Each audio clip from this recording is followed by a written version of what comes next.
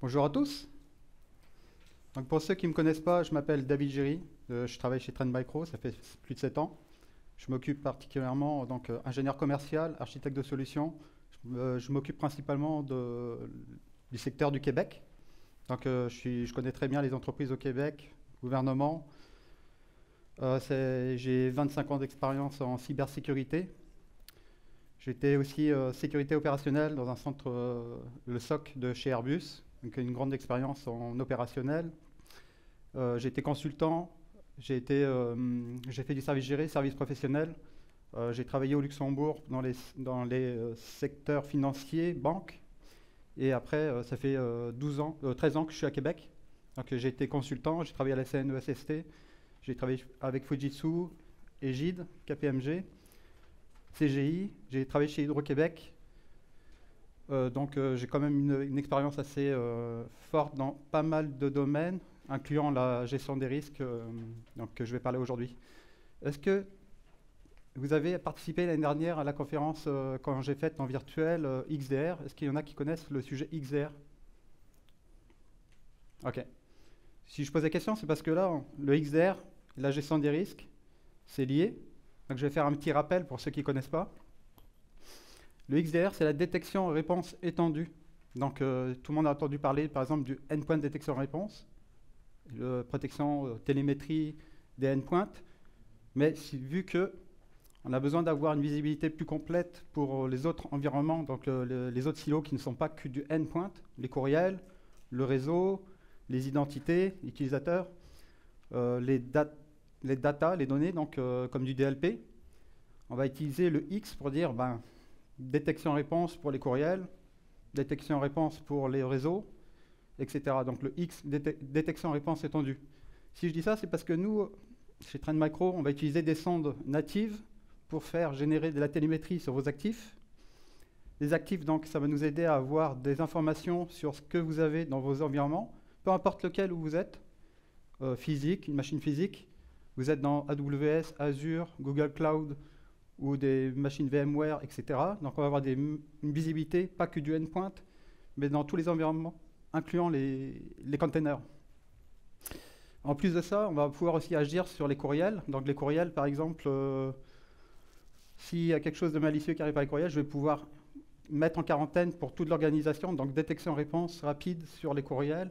Si j'ai des événements qui arrivent sur des pare-feux, par exemple, au niveau des réseaux, on peut transférer des objets suspects, donc échanger les IOC sur nos équipements pour que la détection-réponse XDR puisse agir pour répondre instantanément.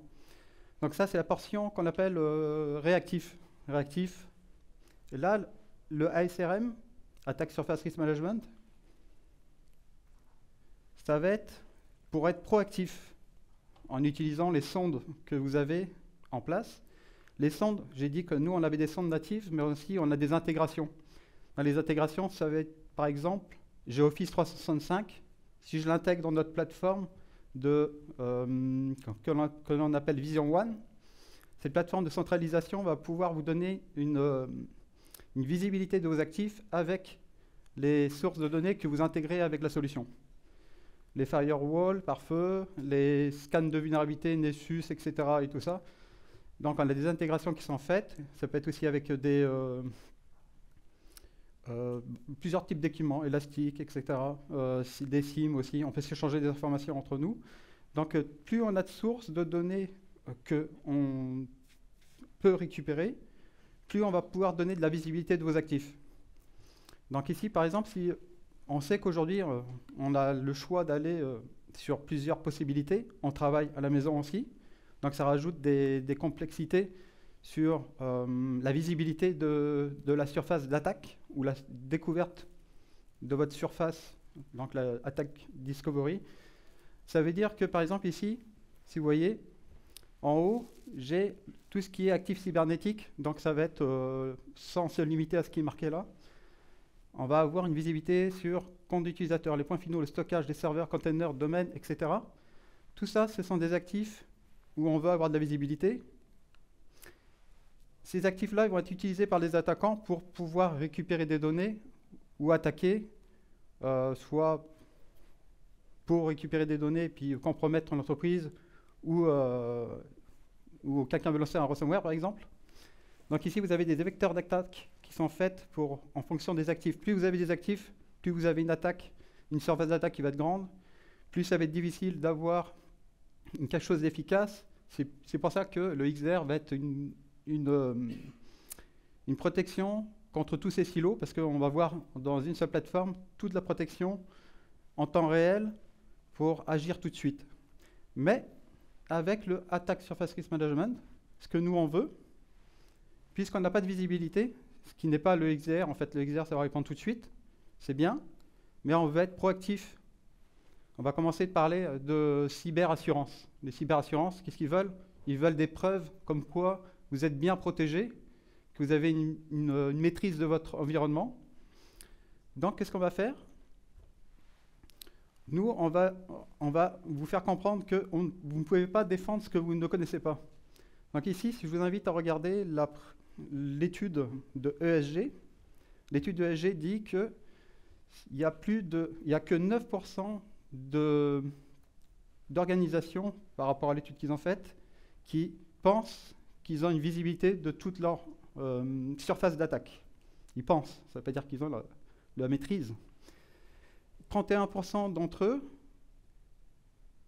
disent qu'il y a des découvertes de vulnérabilité ou des données sensibles qui sont sur des actifs inconnus ou non gérés. Donc c'est ce qui amène à dire que 69% des organisations ont subi un type de cyberattaque dans lequel l'attaque elle-même a commencé par l'exploitation d'un actif inconnu, non géré ou mal géré, en contact avec Internet. Je pense que c'est du sens. Donc, qu'est-ce qu'on peut faire, nous, chez Trend Micro? Ce que nous, on offre, ce que nous, on permet pour pouvoir résoudre ou atténuer les risques, parce que le risque zéro, on ne peut pas être à 100% sans risque, c'est pas possible. Mais on va vouloir atténuer les risques au maximum. Donc, comment on peut faire ça? Donc, on va essayer de découvrir la surface d'attaque, j'en vous en ai parlé un petit peu. Donc ici, plus on a de sondes, plus on a des intégrations, plus on est capable de vous donner de la visibilité. Donc, ça va vous donner une visibilité de la surface d'attaque que vous avez. En plus de ça, donc, vu qu'on a une visibilité, on va jouer avec la télémétrie et on va essayer de hiérarchiser les risques pour pouvoir atténuer les risques. Donc, nous, on récupère la télémétrie, on a un lac de données.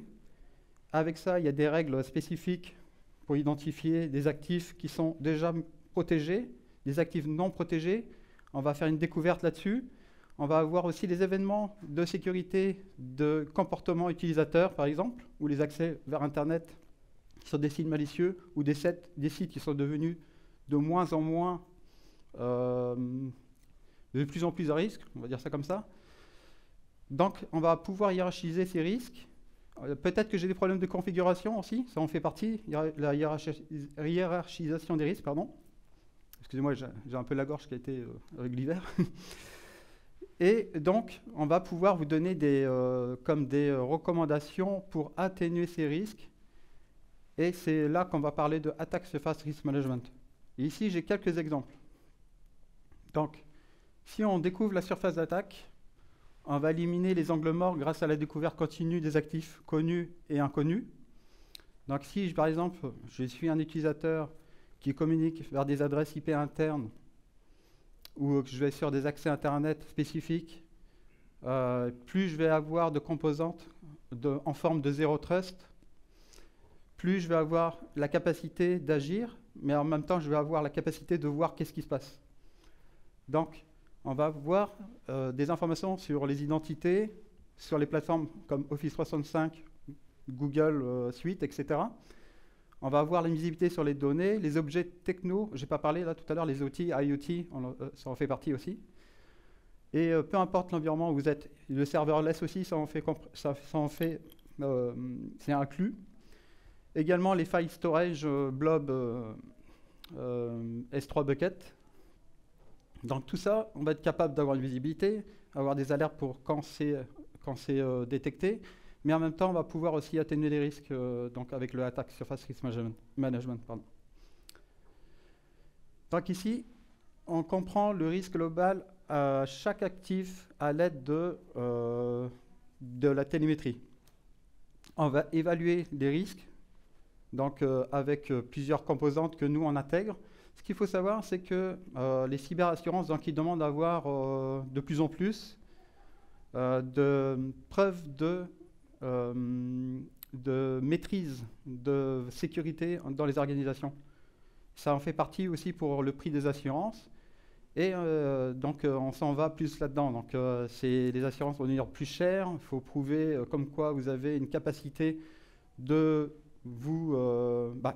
de descendre les risques, vous comparez avec les autres industries. Donc, ça, on peut le faire aussi. Et le but, c'est d'être proactif sur une exploitation qui pourrait avoir au niveau des attaques. Donc, ce qu'il faut comprendre ici, par exemple, si vous avez un problème de vulnérabilité, nous, on pourrait couvrir, si on a 0 day, on pourrait couvrir vos vulnérabilités en temps réel avec les composantes qu'on a, parce qu'on a des signatures de virtual patching, par exemple. Donc, si, par exemple, vous avez une vulnérabilité qui est sur une application spécifique, peu importe l'endroit où elle est, on a des composantes qui sont capables d'avoir une signature qui fait comme si vous aviez eu le patch d'installer sur l'actif.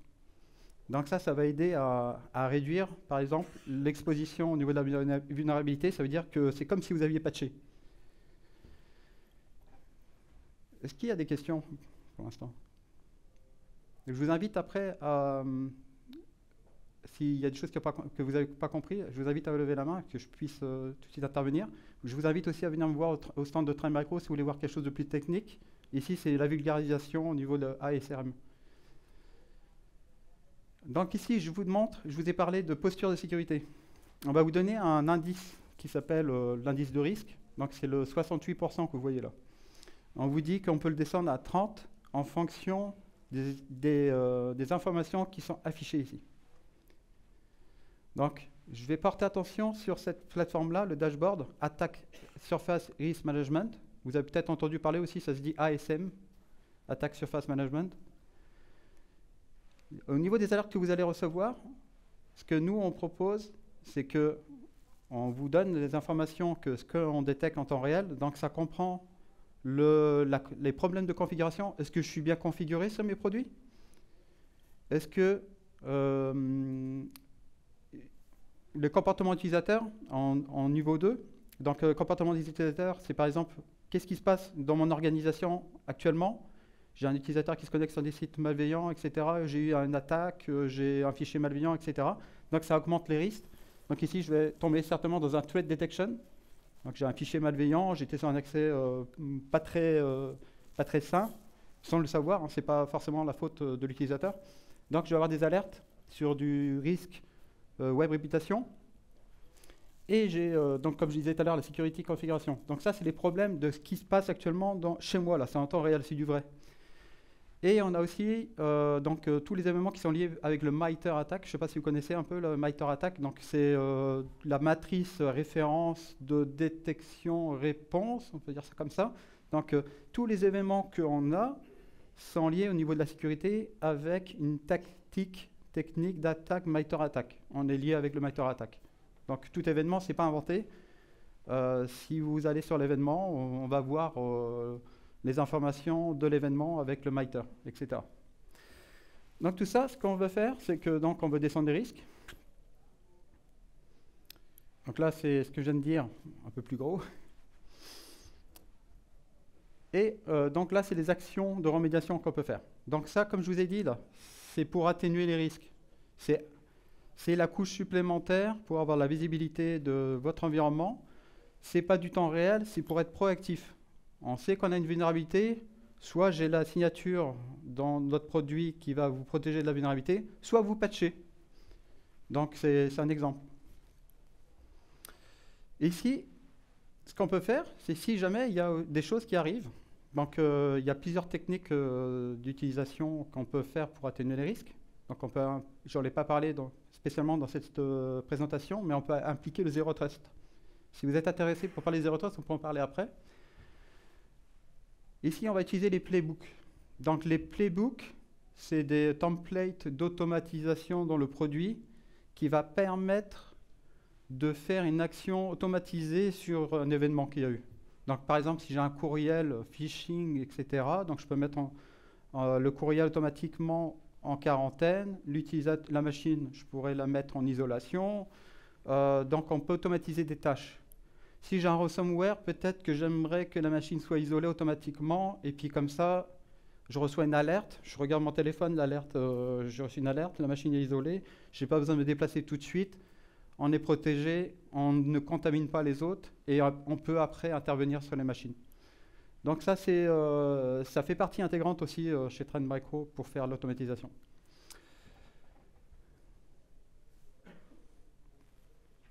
C'est fini, mais si je suis en période de questions pour ceux qui ont des questions spécifiques. J'ai parlé de Zero Trust, si vous voulez, je peux en parler un petit peu avec vous là aussi. Donc, ok. Pas de questions particulières pour ASRM? Oui. Oui.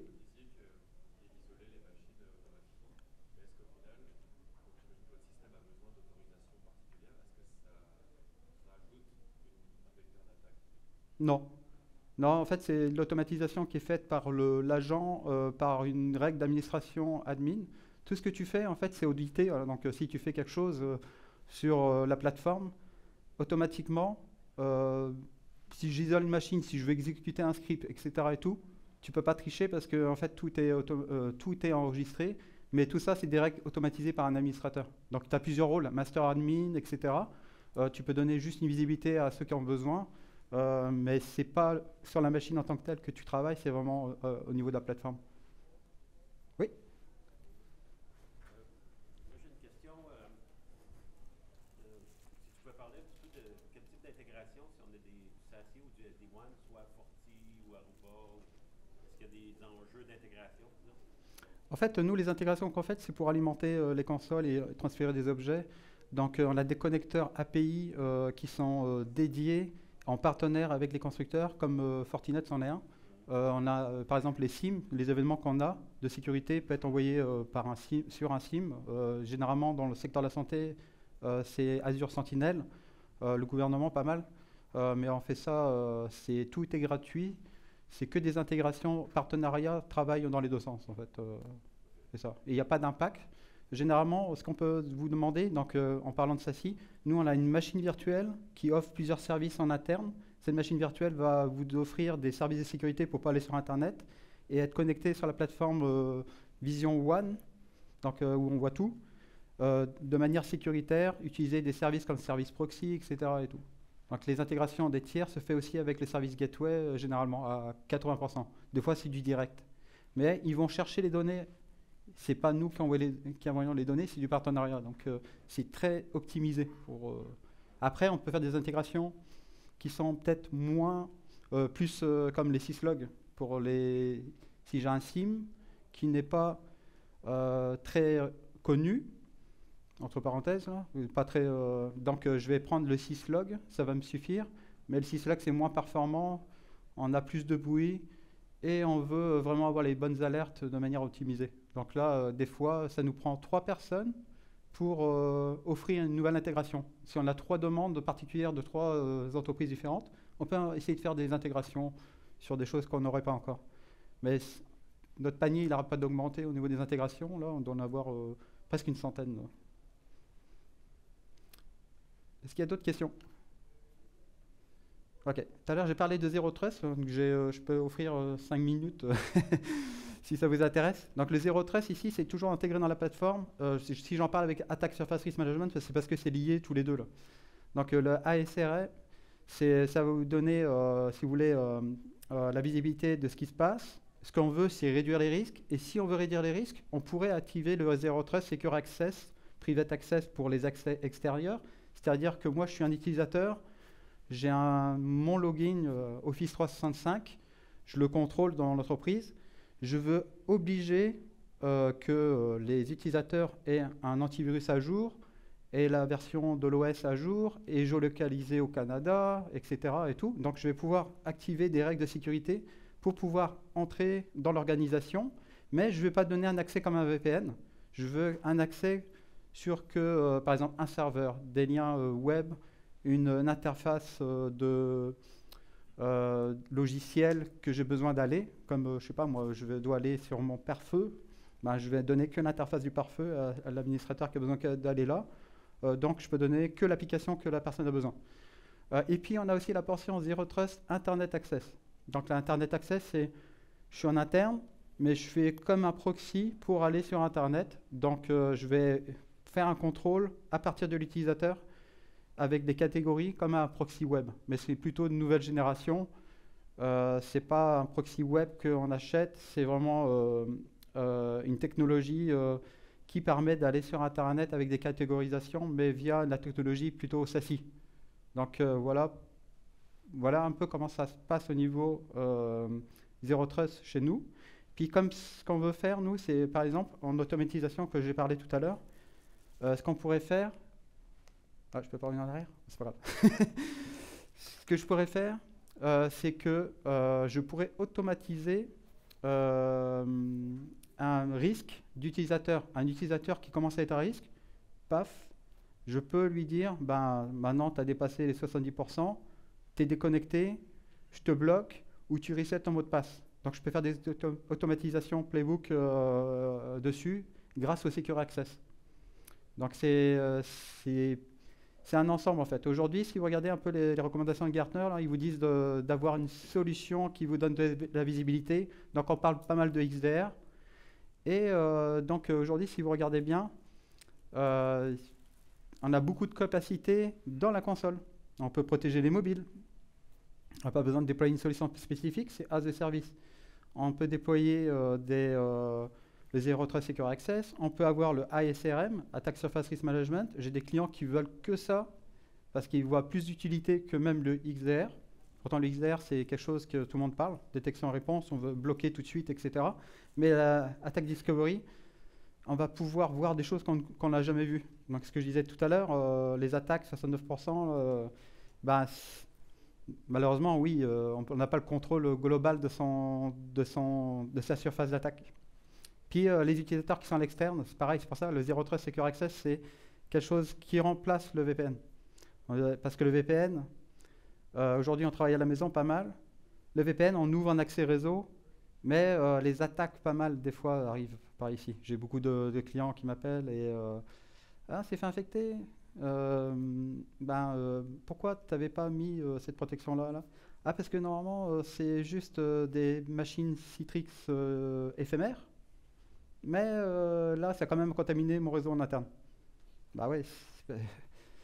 Donc si vous appliquez du Zero Trust Secure Access, aujourd'hui, là, pensez que les techniques d'attaque sont très sophistiquées. Hein. Et puis les gens savent qui vous êtes quand vous êtes ciblé. Hein.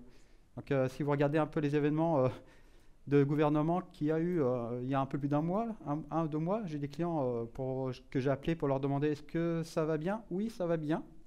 C'était parce qu'on a été attaqué, parce que on a été attaqué sur la plateforme Azure directement au niveau des DOS, etc. Et tout. Donc, ce qu'il faut savoir, c'est que l'utilisateur, l'attaquant, il sait à qui il a affaire. Hein. Il sait que le gouvernement, on est pas mal Microsoft, etc. Et tout. Donc, il y a des mesures de mitigation qu'il faut comprendre et puis être proactif. Est-ce qu'il y a des questions particulières? Oui.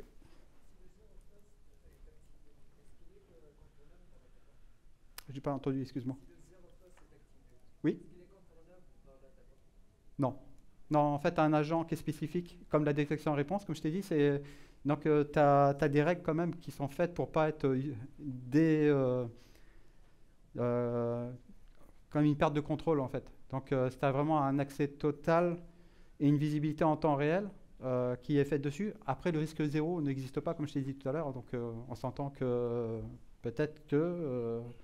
mais nous, on a un agent qui se met dessus pour agir en Zero Trust. Donc on veut pas. Nos agents, normalement, si tu mets la technologie qu'on a en protection des machines, déjà, tu peux pas faire ce que tu veux sur l'agent. Déjà, tu peux pas désactiver, mais tu peux pas même rentrer dans le répertoire. Tu as du self-control sur l'agent. Puis le XDR, il en fait partie. D'ailleurs, tu le vois pas, le XDR. Le XDR, il est transparent et c'est un service qui roule en arrière, mais qui va parler avec ton endpoint qui est déjà lié avec ton noyau et avec notre agent. Donc c'est ça.